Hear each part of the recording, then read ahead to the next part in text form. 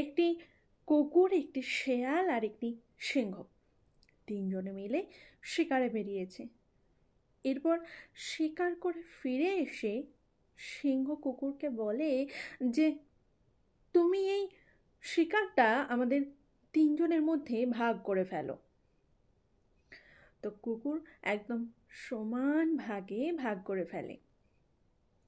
তারপর বলে যে সিংহ মহারাজ, আমি ভাগ করে ফেলেছি শিকারটা, আপনি এবার আপনার ভাগটা নিয়ে নিন।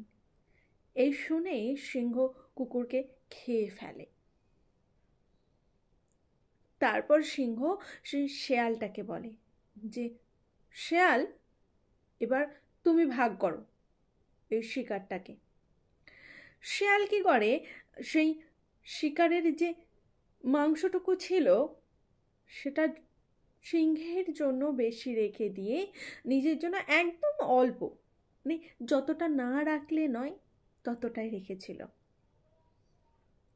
তারপর সে বলে যে মহারাজ, আপনি আপনার ভাগটা নিয়ে নিন, আর কোনটা আপনার ভাগ সেটা নিশ্চয়ই আপনাকে বলে দিতে হবে না।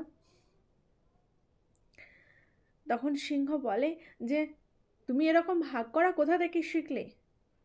তখন সেই শেয়ালটা মনে মনে বলে যে এর আগে কুকুরের কি অবস্থা হয়েছিল সেটা আমি দেখেছি। আমরা একটা কথাই বলি না, সমঝদারো কো ইশারাই কাফি হ্যায়। এখানেও ঠিক তাই, বিপদ বুঝে আমরা সবাই ঠিক রূপ বদলে নিই। অনেক সময় সত্যিটা জেনেও মুখ বুজে থাকি, কারণ আমরা জানি মুখ খুললেই বিপদ আছে।